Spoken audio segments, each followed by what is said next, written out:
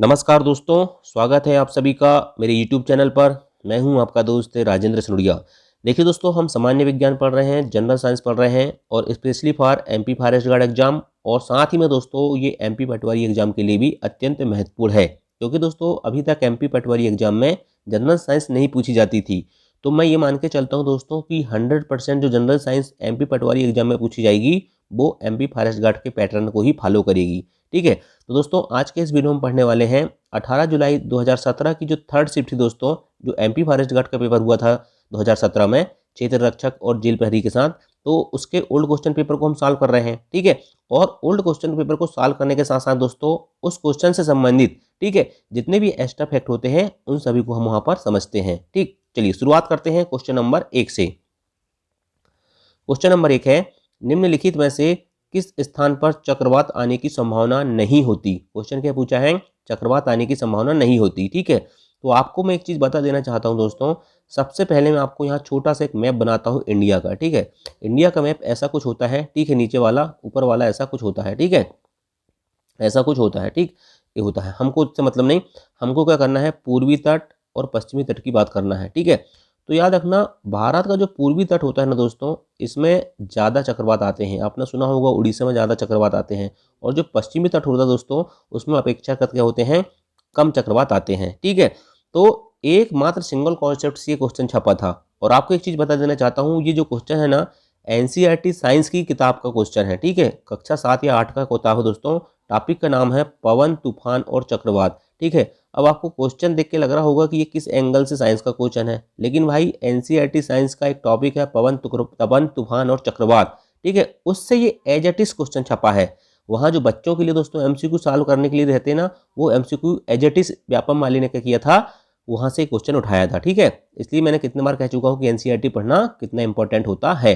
बिल्कुल question NCERT की line line से छपते हैं, एक एक लाइन से क्वेश्चन छपते हैं। ठीक है, तो इस क्वेश्चन का राइट आंसर है दोस्तों अमृतसर। क्यों, क्योंकि अमृतसर जो है दोस्तों पश्चिमी तट पर स्थित है, लेकिन बाकी जो मैंगलोर, चेन्नई और पुरी है दोस्तों, ये कहाँ पर है, ये पूर्वी तट पर स्थित है भारत की। ठीक, चलिए ये क्वेश्चन जो आया था दोस्तों एकमात्र सिंगल कॉन्सेप्ट से आया। भारत की संपूर्ण तट रेखा विशेष रूप से पूर्वी तट चक्रवातों के लिए संवेदनशील है, जबकि से पश्चिमी तट क्या है दोस्तों, अपेक्षाकृत कम संवेदनशील है। ठीक, ये NCERT में सीधा सीधा लिखा हुआ है।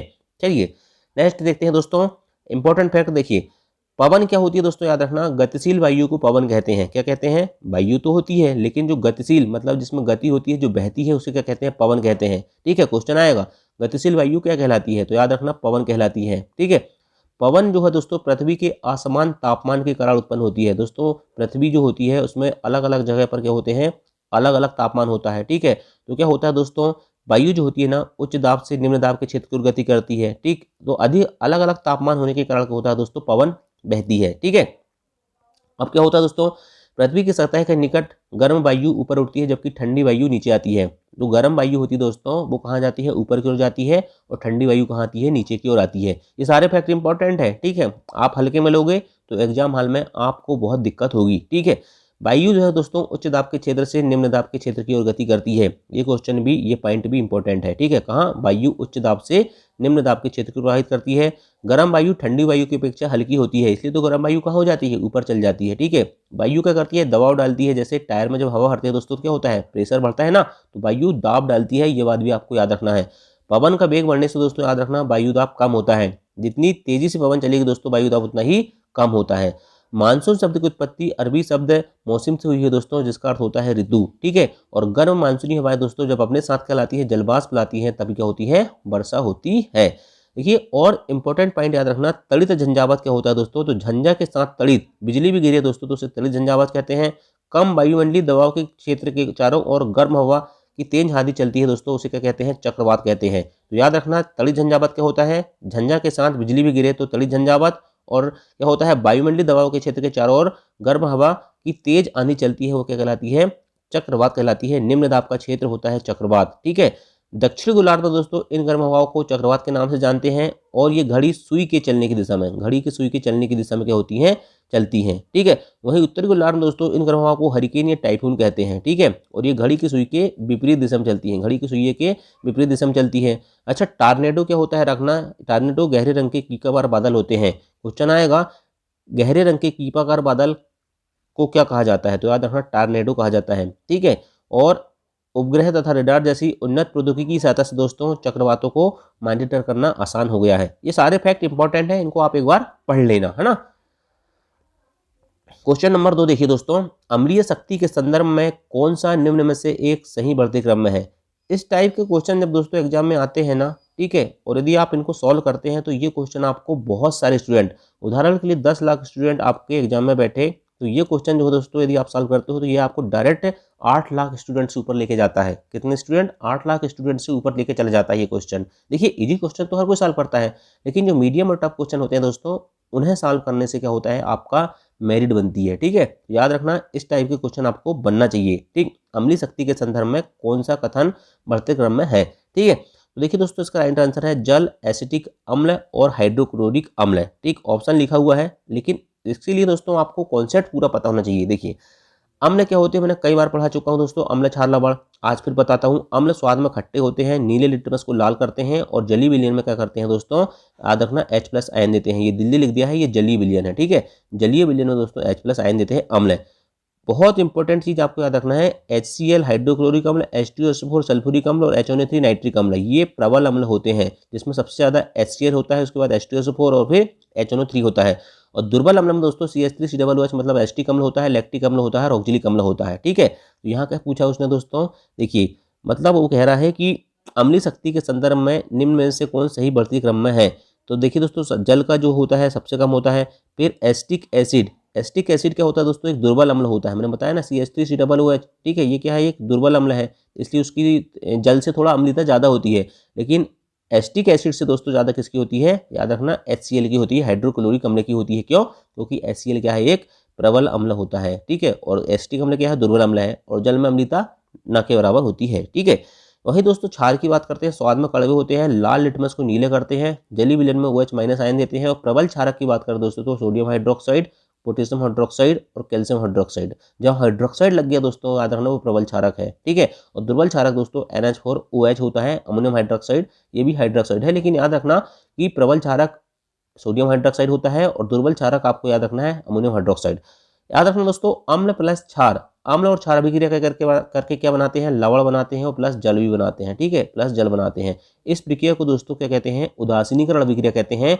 इससे एक क्वेश्चन पिछले बार पूछा गया था, ठीक है। अम्ल और क्षार की परस्पर अभिक्रिया को क्या कहते हैं, तो याद रखना दोस्तों उदासीनीकरण अभिक्रिया कहते हैं, ठीक है। उदासीनीकरण अभिक्रिया का उदाहरण है दोस्तों NaCl और KCl, ठीक है। NaCl कैसे बनता है, देखिए NaOH sodium hydroxide plus HCl जब बनते हैं दोस्तों तो क्या बनता है, ये Na के साथ Cl हो जाता है NaCl, ठीक है। और ये हो जाता है H2O, मतलब NaCl क्या है, सोडियम क्लोराइड, मतलब एक लवण है, और H2 मतलब दोस्तों जल, ठीक। चलिए नेक्स्ट क्वेश्चन देखते हैं भाई।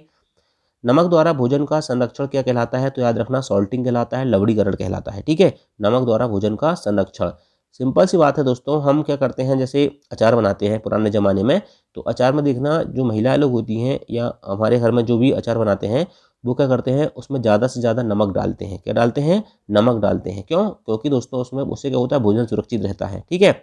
और भोजन में मांस दोस्तों अचार हो सकता है, मांस भी हो सकता है, फल भी हो सकते हैं, मछली भी हो सकते हैं। यदि इन चीज़ों में दोस्तों आप क्या करते हो, नमक डाल देते हो, तो क्या होता है, ये जल्दी खराब नहीं होते। उसका कारण क्या है, भोजन में सूक्ष्मजीवों की जो वृद्धि होती है दोस्तों वो रुक जाती है, ठीक है। इसलिए दोस्तों जो परासरण क्रिया होती है उसके द्वारा क्या होता है, उसके द्वारा दोस्तों ये भोजन खराब नहीं होता है ना। लवण मिलाकर दोस्तों भोजन को संरक्षण करना लवणीकरण कहलाता है। नमक NaCl एक लवण है, ठीक है। मैंने आपको बताया था सोडियम हाइड्रोक्साइड प्लस HCl बराबर क्या बनता है, NaCl sodium chloride plus H2O, ठीक है। ये उदासीनीकरण अभिक्रिया भी होती है। अच्छा शीतन क्या होती है, निष्कासन क्या होता है, कैनिंग क्या होती है, इन चीज़ों की आपको पता होना चाहिए। शीतन मतलब दोस्तों नाम से आपको समझ में आ रहा होगा, शीतन मतलब दोस्तों इसको कहते हैं फ्रीजिंग। क्या कहते हैं, फ्रीज। फ्रीज में रख के भी हम खाना को क्या करते हैं, सुरक्षित रखते हैं ना, तो ये होता है शीतन। क्या होता है, शीतन। निष्कासन क्या होता है भाई, तो देखिए दोस्तों निष्कासन का मतलब दोस्तों ये होता है, जैसे मान के चलो अपन दूध पाउडर खाते हैं, क्या खाते हैं, दूध पाउडर बनाते हैं ना, दूध पाउडर, ठीक। जब दूध नहीं रहता तो दूध पाउडर की चाय बनाते हैं, तो दूध पाउडर को कैसे सुरक्षित करते हैं, उससे जल निकाल देते हैं, तो जल निष्कासन के द्वारा, ये हो गया निष्कासन। और ये कैनिंग क्या होता है दोस्तों, इसमें उच्च तापमान पर क्या होता है दोस्तों, भोजन जो होता है उसको वायुरोधी डब्बे में, जिसमें वायु न घुसे, उसमें क्या कर दिया जाता है, पैक कर दिया जाता है, तो उसको क्या कहते हैं, कैनिंग कहते हैं। मतलब दोस्तों खाना बंद डिब्बे जो होते हैं वो कैनिंग होते हैं, ठीक है। क्या होता है, उच्च तापमान पर, कितने तापमान पर, हाई टेम्परेचर पर उनको पैक किया जाता है। चलिए, source of energy is the sun is, सूर्य की ऊर्जा का स्रोत क्या है? बचपन से पढ़ते आ रहा है दोस्तों, नाभिकीय संलयन है। क्या है? नाभिकीय संलयन। दो चीज होती है, नाभिकीय संलयन और नाभिकीय विखंडन। तो याद रखना, सूर्य की ऊर्जा का स्रोत क्या है? नाभिकीय संलयन, या दूसरे शब्दों में दोस्तों इसे कह सकते हैं हल्के नाभिकों का संयोजन। ठीक है, चलिए, अब नाभिकीय संलयन क्या होता है? देखिए, दो हल्के नाभिक मिलकर भारी नाभिक बनाते हैं, ये संलयन मतलब क्या होता है? जुड़ना। सूर्य के अंदर दोस्तों हाइड्रोजन गैस रहती है, और हाइड्रोजन हाइड्रोजन मिलकर क्या बनते हैं? हीलियम बन जाते हैं, जिससे क्या होती है? अपार ऊर्जा मुक्त होती है। ठीक है, यही क्या होता है? नाभिकीय संलयन होता है। और जो हाइड्रोजन बम होता है दोस्तों, याद रखना, नाभिकीय संलयन पर आधारित होता है। वही नाभिकीय विखंडन की बात करें हम, जब एक भारी नाभिक इसको तोड़ते हैं दोस्तों, तो ये दो हल्के नाभिक में टूट जाता है, तो इसे कहते हैं नाभिकीय विखंडन। और जो परमाणु बम होता है दोस्तों, ये नाभिकीय विखंडन पर आधारित होता है। चलिए, नेक्स्ट क्वेश्चन देखते हैं। जब आप एक स्प्रिंग को संकुचित करते हो तो आप इस प्रकार करते हो, स्प्रिंग की प्रत्यास्थ स्थितिज ऊर्जा क्या होती है? स्थितिज ऊर्जा जो है दोस्तों बढ़ जाती है। क्या होती है? अपन एक स्प्रिंग को खींचते हैं ना, ठीक है, तो उसकी जो प्रत्यास्थ स्थितिज ऊर्जा होती है दोस्तों, याद रखना, हमेशा बढ़ेगी। क्या होगी? स्थितिज ऊर्जा बहुत जम से बढ़ जाती है उसमें। ठीक है, खींच के करते हैं ना हम रबड़ को, तो वही प्रत्यास्थ स्थितिज ऊर्जा होती है। ठीक है, तो बढ़ती है। देखिए दोस्तों, वस्तु द्वारा उसकी स्थिति और आकृति में परिवर्तन करने के कारण जो ऊर्जा उत्पन्न होती है दोस्तों, उसको स्थितिज ऊर्जा कहते हैं। ठीक है, दो प्रकार की ऊर्जा होती है, स्थितिज ऊर्जा और गतिज ऊर्जा। ठीक है, तो रबड़ और जो तार है दोस्तों, उसको ऐंठा जाता है। ठीक है, गैस को संपीड़ित किया जाता है, तो उसमें कौन सी ऊर्जा संचित होती है? स्थितिज ऊर्जा संचित रहती है। ठीक है, स्टैटिक एनर्जी। नेक्स्ट क्वेश्चन है, यदि आप दूरस्थ स्थित बिंब को उत्तल दर्पण के फोकस की दूरी लाएं तो प्रतिबिंब का आकार होगा। उत्तल दर्पण की बात हो रही दोस्तों, और आप सिंपल सी बात है, उत्तल दर्पण मैंने कितने बार बता चुका हूँ कि आपकी जो गाड़ी चलाते हो आप टू व्हीलर, उसमें जो आईना लगा रहता है दोस्तों, वो उत्तल दर्पण होता है। और उत्तल दर्पण में देखना दोस्तों, जैसे जैसे आप आगे जा रहे हो, मान चलो आपकी गाड़ी आगे चल रही है, तो आपको पीछे की गाड़ी आपके आईने में दिखाई देती है। तो जैसे जैसे वो गाड़ी दोस्तों आती है, तो क्या होता है? उसका आकार क्या होता है? बढ़ता है। क्या होता है? आकार बढ़ता है। ठीक है, तो याद रखना दोस्तों, फोकस की ओर लाते हैं तो प्रतिबिंब का आकार क्या होता है? बढ़ता है। ठीक है, चलिए मैं आपको पूरा चीज समझा देता हूं दोस्तों उत्तल दर्पण से संबंधित। मैंने आपको बता चुका हूं दर्पण क्या होता है, जिसमें प्रतिबिंब बनता है। दर्पण कितने प्रकार के होते हैं? दो प्रकार के होते हैं। कौन कौन से? समतल और गोलीय। ठीक है, अब गोलीय दर्पण भी दो प्रकार के होते हैं, उत्तल और अवतल। ठीक है, मैंने सारी डिटेल पिछले वीडियो में आपको बता दिया था। अब देखिए दोस्तों, उत्तल दर्पण की बात करते हैं। उत्तल दर्पण वस्तु को दर्पण से दूर ले जाने पर क्या होता है? प्रतिबिंब छोटा होता है, मतलब दूर रहेगी तो छोटा और पास आएगी तो बड़ा होगा। उत्तल दर्पण की फोकस दूरी हमेशा धनात्मक होती है। गाड़ियों में पीछे के वाहन देखने के लिए उत्तल दर्पण का प्रयोग किया जाता है। उत्तल दर्पण प्रतिबिंब में हमेशा वस्तु से छोटा बनता है।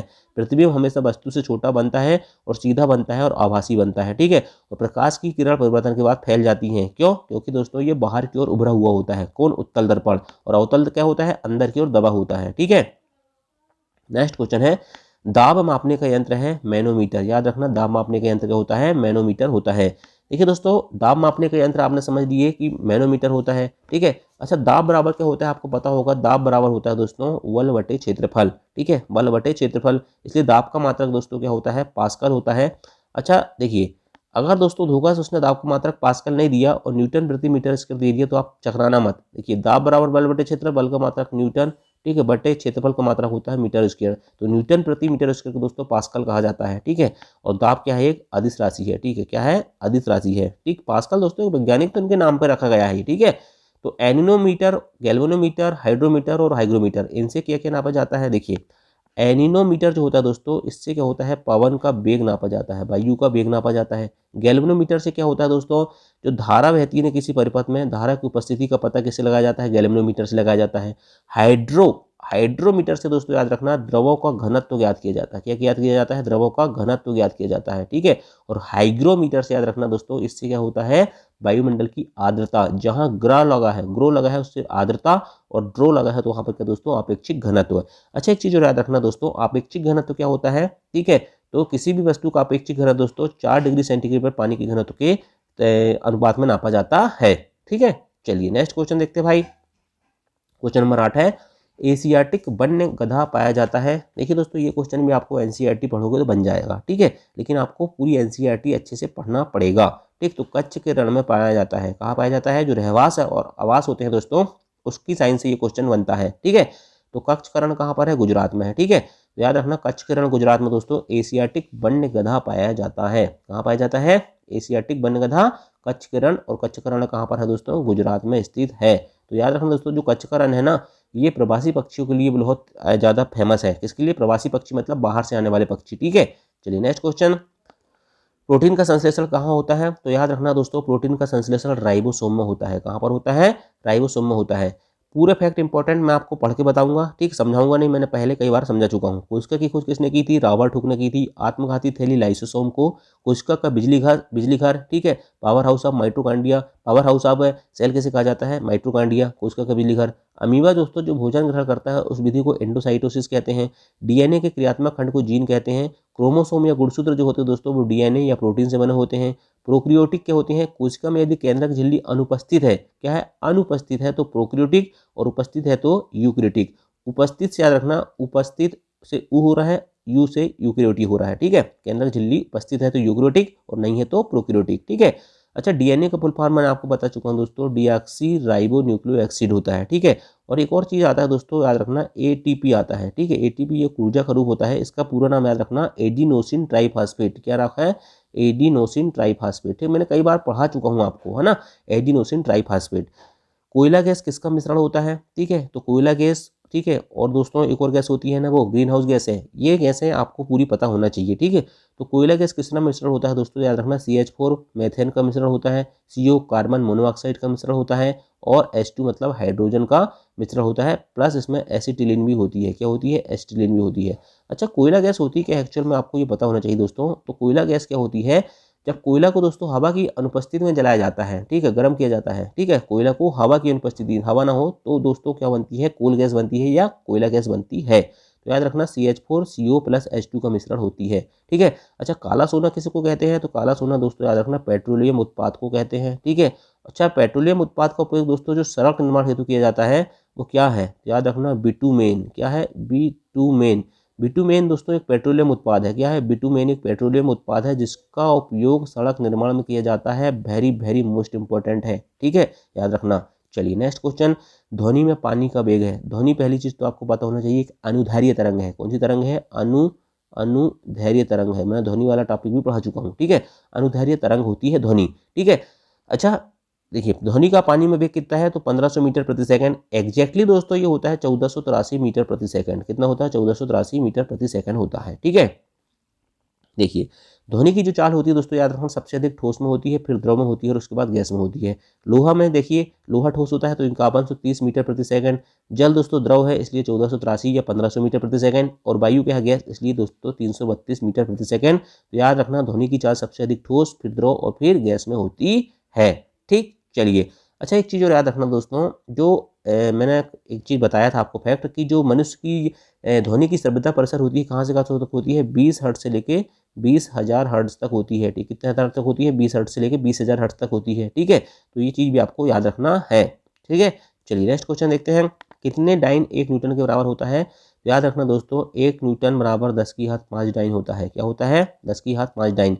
अच्छा देखिए, 1 न्यूटन बराबर कितना होता है? मैंने अभी बताया दोस्तों, 1 न्यूटन बराबर 10 की घात 5 डाइन होता है। 1 न्यूटन बराबर 10 की घात 5 डाइन होता है, ठीक है। अच्छा, इसके बाद दोस्तों 1 जूल नहीं, ये 1 जूल है, ठीक है। 1 जूल बराबर याद रखना 10 की घात 7 अर्घ होते हैं। कितना होता है? 1 जूल बराबर 10 की घात 7 अर्घ होते हैं। अच्छा, एक अश्वशक्ति बराबर क्या होता है? तो याद रखना 746 वाट होते हैं। कितने होते हैं? 746 वाट होते हैं।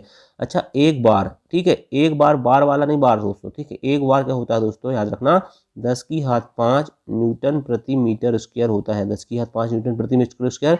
और जो बार है दोस्तों याद रखना, ये वायुमंडलीय दाब, ठीक है। जो वायुमंडलीय दाब होता है दोस्तों, एटॉमिक प्रेशर, उसका मात्रक होता है, ठीक है। क्या? बार, ठीक है। और वायुमंडलीय दाब किससे नापते हैं? बैरोमीटर से नापते हैं, ठीक है। तो याद रखना, एक बार बराबर 10 की घात 5 न्यूटन प्रति मीटर स्क्वायर। 1 कैलोरी में कितने जूल होते हैं? तो 4.186 जूल होते हैं। 1 कैलोरी में कितने? 4.186 जूल होते हैं, ठीक। चलिए नेक्स्ट क्वेश्चन देखते हैं भाई, निम्न अधातुओं में से कौन सा तरल रूप में पाया जाता है? तो मैंने बताया था दोस्तों कि द्रव धातु पारा है और द्रव अधातु कौन सा है दोस्तों? ब्रोमीन होता है, ठीक है। तो याद रखना, निम्न अधातु पूछा है। अधातु दोस्तों ब्रोमीन जो है वो क्या होती है? तरल अवस्था में पाई जाती है या द्रव अवस्था में पाई जाती है, ठीक है। अच्छा, जल की स्थायी कठोरता किसके कारण होती है? तो कैल्शियम और मैग्नीशियम के सल्फेट और क्लोराइड, ठीक है, और नाइट्रेट के कारण दोस्तों जल की स्थायी कठोरता होती है। अस्थायी कठोरता क्या होती है दोस्तों? ये भी कैल्शियम मैग्नीशियम के बाइकार्बोनेट। अस्थायी की बात जहाँ भी आएगी दोस्तों तो वहाँ बाइकार्बोनेट आएगा, ठीक है। और जहाँ स्थायी की बात आएगी दोस्तों तो वहाँ सल्फेट आएगा और क्लोराइड आएगा और नाइट्रेट आएगा, ठीक है। हास्य गैस कौन सी होती है, तो याद रखना नाइट्रस ऑक्साइड होती है। कौन सी होती है, नाइट्रस ऑक्साइड, ठीक है। नाइट्रस ऑक्साइड जो होती है दोस्तों, नाइट्रस ऑक्साइड जो होती है ये हास्य गैस होती है, हंसाने वाली गैस। समुद्री खरपतवार किसका स्रोत है, तो याद रखना दोस्तों आयोडीन का स्रोत होते हैं समुद्री खरपतवार। किसका स्रोत होते हैं, आयोडीन का। अतः कृत्रिम सांस में दोस्तों किसका मिश्रण होता है, याद रखना कृत्रिम ऑक्सीजन में दोस्तों ऑक्सीजन प्लस हीलियम का मिश्रण होता है। किसका किसका, ऑक्सीजन और हीलियम का मिश्रण होता है। नेक्स्ट क्वेश्चन, निम्न में से कौन सा ऊष्मा का अच्छा सुचालक है, ठीक है। यहाँ ऑप्शन देखिए, आयोडीन दिया है, ब्रोमीन दिया है, पारा दिया है, क्लोरीन दिया है, ठीक है। तो ऊष्मा का अच्छा सुचालक, तो यहाँ सिर्फ पारा ही दोस्तों ऐसा है जो ऊष्मा का अच्छा सुचालक हो सकता है, ठीक है। एक चीज याद रखना दोस्तों, जो पारा होता है ना ऊष्मा का खराब सुचालक है। कैसा है, खराब सुचालक है, ठीक है, खराब सुचालक है। लेकिन ऑप्शन के हिसाब से दोस्तों वहां पर पारा आंसर आ जाएगा। ऊष्मा का मात्रक क्या होता है भाई, ऊष्मा का मात्रक होता है आपका जूल, ठीक है। मानव शरीर का तापमान, सामान्य तापमान कितना होता है, 37 डिग्री सेंटीग्रेड। थर्मामीटर का परिसर कितना होता है, 35 डिग्री सेंटीग्रेड से 42 डिग्री सेंटीग्रेड तक होता है थर्मामीटर का परिसर। प्रयोगशाला तापमापी का कितना होता है, तो 10 डिग्री सेंटीग्रेड से लेके 110 डिग्री सेंटीग्रेड तक, ठीक है। उसमें प्रभावित कहाँ से कहाँ होती है, तो गर्म वस्तु से ठंडी वस्तु की ओर उसमें प्रभावित होती है। और चालन से क्या होता है, संवहन क्या होता है, विकिरण क्या होता है, तो उसमें चालन की विधियां होती हैं। चालन से ठोस में होता है, संवहन से द्रव और गैस में होती है, और विकिरण से क्या होता है दोस्तों, बिना माध्यम के कोई भी वस्तु गर्म हो जाती है, ठीक। चलिए नेक्स्ट क्वेश्चन देखते हैं भाई, निम्नलिखित में से कौन सा भाप से बलपूर्वक प्रतिक्रिया करता है, तो आंसर है मैग्नीशियम, ठीक है। क्या है, जो मैग्नीशियम होता है दोस्तों, याद रखना ये भाप से क्या करता है, बलपूर्वक प्रतिक्रिया करता है। अच्छा, मैग्नीशियम जो है दोस्तों याद रखना ये क्षारीय मृदा धातु है। कौन सी धातु है, क्षारीय मृदा धातु है। इसका प्रतीक होता है Mg। क्या होता है, प्रतीक Mg होता है, ठीक है। और दोस्तों इसका परमाणु क्रमांक होता है 12, ठीक है। क्या होता है, परमाणु क्रमांक 12। नेक्स्ट क्वेश्चन देखते हैं, निम्न में से कौन सा अंग पित्त रस उत्पन्न करता है, तो याद रखना दोस्तों पित्त रस की बात जब भी आएगी तो यकृत आएगा, ठीक है। पित्त रस कौन उत्पन्न करता है, यकृत उत्पन्न करता है। पिछली क्लास में दोस्तों गॉल ब्लेडर पढ़े थे हमने, क्या पढ़े थे, गॉल ब्लेडर, ठीक है। गॉल ब्लेडर जो है दोस्तों वो यकृत में ही पाया जाता है, ठीक है। लेकिन यहाँ पर उसने क्या हुआ दोस्तों, ऑप्शन मान लिया यकृत, ठीक है। तो चलिए इसको यकृत लगा लो भाई आप भी, ठीक है। यकृत यदि आपको दिखे तो यकृत लगाना, और यदि गॉल ब्लेडर देखे दोस्तों तो गॉल ब्लेडर भी आपका हो जाएगा, वाइल जूस के लिए फेमस होता है, ठीक है, वाइल जूस के लिए फेमस होता है। चलिए, स्टेनलेस स्टील किसका एक मिश्र धातु है। मिश्र धातु मैंने बता चुका हूं दोस्तों, दो या दो से अधिक धातु या फिर धातु या अधातु क्या होती है, मिश्र धातु होती है। स्टेनलेस स्टील मैंने बता दिया हूं आयरन निकिल क्रोमियम का मिश्रण होता है ना। अच्छा देखिए दोस्तों, आयरन निकिल क्रोमियम का आपको पता हो गया है ना।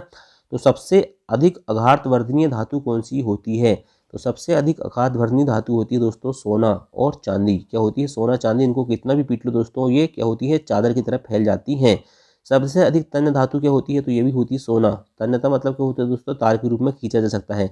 मिट्टी के तेल में किसको रखा जाता है, सोडियम और पोटेशियम। सोडियम और पोटेशियम को दोस्तों मिट्टी के तेल में रखा जाता है, ठीक है, अधिक अभिक्रियाशील होते हैं इसलिए। अच्छा, गैंग क्या होता है दोस्तों, तो याद रखना जो पृथ्वी से हम अयस्क प्राप्त करते हैं दोस्तों, तो उसमें मिट्टी जैसी जो अशुद्धि होती है ना उसको गैंग कहा जाता है, ठीक है। अच्छा, मुक्त अवस्था में पाई जाने वाली धातु कौन कौन सी है, तो याद रखना सोना और प्लेटिनम मुक्त अवस्था में पाई जाती है, सोना और प्लेटिनम, ठीक है। तो धातु जिन्हें चाकू से काटा जा सकता है, तो मैंने बताया था दोस्तों धातु कौन कौन सी होती है जिनका चाकू से काटा जा सकता है, बताइए। लिथियम, सोडियम और पोटेशियम को दोस्तों चाकू से काटा जा सकता है। उसको लिथियम, सोडियम और पोटेशियम को चाकू से काट सकते हैं। चलिए नेक्स्ट क्वेश्चन देखते हैं, मूत्राशय के खुले द्वार को कहते हैं तो मूत्र मार्ग कहते हैं, ठीक है। देखिए दोस्तों, मूत्राशय के जो खुला द्वार होता है उसको मूत्रमार्ग कहते हैं, ठीक है। और मूत्रमार्ग का जो बाहरी आवरण होता है दोस्तों उसको क्या कहते हैं, शिश्न कहते हैं, ठीक है। तो वृषण ग्रंथि होती है दोस्तों पुरुषों में, ठीक है, या नर में, ठीक है। वृषण ग्रंथि कौन सा हार्मोन उत्पन्न करती है, तो याद रखना दोस्तों टेस्टोस्टेरोन, टेस्टोस्टेरोन, टेस्टोस्टेरोन। और जो शुक्र वाहिनी होती है दोस्तों, ठीक है, जो एस्ट्रोजन होता है और प्रोजेस्टेरोन होता है दोस्तों वो मादा द्वारा होता है, ठीक है। अच्छा, शुक्राणु को वृषण से शिश्न तक कौन लाता है दोस्तों, याद रखना शुक्र वाहिनी लाती है, ठीक है। पीतल दोस्तों, यहाँ हमने पिछले क्वेश्चन में पढ़े थे मिश्र धातु, मैंने 3-4 मिश्र धातु के नाम और बताना भूल गया हूँ, ठीक है। पीतल जो होता है कापर और जिंक का होता है, पीतल कापर और जिंक का होता है। कांसा कापर और टीन का होता है। सोल्डर लेड और टीन का होता है, ठीक है। सारे क्वेश्चन इंपॉर्टेंट है, याद रखना। छिपकली, मेंढक, मुर्गी सभी क्या है, तो क्या है दोस्तों, याद रखना अंड प्रजक है। क्या है, अंड प्रजक है। अंड प्रजक का मतलब क्या होता है दोस्तों, जो अंडे देते हैं। देखिए, जरायु मतलब दोस्तों जैसे जो क्या देते हैं, बच्चे को जन्म देते हैं, जैसे मनुष्य हो गया, गाय हो गया, कुत्ता हो गया, बच्चों को जन्म देते हैं, इसलिए जरायु कहलाते हैं। अंड प्रजक मतलब दोस्तों मुर्गी अंडा देती है, मेंढक भी अंडे देते हैं, छिपकली भी अंडे देते हैं, तो तितली भी अंडे देते हैं, ये अंड प्रजक जंतु होते हैं। लैंगिक जनन क्या होता है, लैंगिक जनन दोस्तों मतलब सिंपल बात है, नर और मादा युग्मक, ठीक है। अलैंगिक है दोस्तों, एक ही जीव में भाग ले, इसमें क्या होता है दोस्तों, इस प्रकार के जनन में एक ही जीव भाग लेता है, ठीक है। अच्छा, मादा के जनन अंग कौन कौन से होते हैं, तो अंडाशय, अंडवाहिनी और गर्भाशय। अंडाशय, अंडवाहिनी और गर्भाशय दोस्तों मादा के जनन अंग होते हैं, ठीक है। नर के जनन अंग कौन कौन से होते हैं, तो याद रखना वृषण, शुक्राणु और शिश्न। क्या क्या, वृषण, शुक्राणु और शिश्न जो होते हैं किसके अंग होते हैं, नर के, ठीक है। अच्छा, एक चीज और यहाँ लिखा हुआ है, अंडाणु शुक्राणु निषेचन आपको सब पता होगा, ठीक है। नर युग्मक प्लस मादा युग्मक दूसरे क्या बनते हैं, शुक्राणु प्लस अंडाणु, ये सब निषेचन कहलाता है, ठीक है। युग्मनज दोस्तों, निषेचित जो अंडा होता है उसको युग्मनज कहते हैं। अच्छा, आंतरिक निषेचन मादा के शरीर के अंदर होता है, जैसे कुत्ता होता है, गाय होता है, मनुष्य होता है, ये आंतरिक निषेचन। बाहर निषेचन दोस्तों, जैसे मेंढक हो गया, मछली हो गया, स्टारफिश हो गया दोस्तों, इनमें मादा के शरीर के बाहर निषेचन होता है, इसलिए उसको बाहर निषेचन कहते हैं। मेंढक, मछली और स्टारफिश याद रखना, ठीक है। और मुकुलन क्या होता है दोस्तों, मुकुलन जो होता है दोस्तों याद रखना, हाइड्रा नाम का एक चीज होता है दोस्तों, हाइड्रा। तो ये अलैंगिक क्या होता है, जनन होता है हाइड्रा में, मुकुलन, है ना। और जो द्विखंडन होता है दोस्तों याद रखना, अमीबा में होता है। क्या होता है, अमीबा में। अमीबा 2 खंडों में टूट जाता है, ठीक है, अलैंगिक जनन है। और आज का लास्ट क्वेश्चन है, निम्न में से किस ग्रह के किस युग्म पर कार्बन डाइऑक्साइड गैस पाई जाती है, तो याद रखना शुक्र और मंगल। मंगल और शुक्र ग्रह पे दोस्तों क्या पाई जाती है, कार्बन डाइऑक्साइड गैस पाई जाती है। अच्छा, क्षुद्र ग्रह कहाँ होते हैं, तो मंगल और बृहस्पति की कक्षाओं के बीच होते हैं। एक इंपॉर्टेंट फैक्ट है दोस्तों, बृहस्पति तथा पृथ्वी के आयतन का अनुपात 1:1331 है। मतलब दोस्तों बृहस्पति जो है ग्रह है इतना बड़ा है कि उसमें 1:1331 पृथ्वी घुस जाएंगी, समझ आएंगी, ठीक है। अच्छा, कृत्रिम उपग्रह का उपयोग कहाँ किया जाता है, मौसम की भविष्यवाणी, दूरसंचार और सुदूर संबंध के लिए किया जाता है। और इनसेट क्या है दोस्तों, याद रखना ये कृत्रिम उपग्रह है, ठीक है। तो दोस्तों ये है टोटल 20 प्रश्न, आशा करता हूँ आपको पसंद आए होंगे, ठीक है। तो चलिए दोस्तों, यदि वीडियो पसंद आया होगा तो वीडियो को लाइक जरूर करना, और इसी तरह का कंटेंट मैं आपके लिए लाता रहूँगा जब तक MP फॉरेस्ट गार्ड का एग्जाम होगा, ठीक। और यदि आप इतना पढ़ते रहोगे तो आप मास्टर ऑफ साइंस बन जाओगे, ठीक। चलिए, थैंक यू, जय हिंद, जय भारत।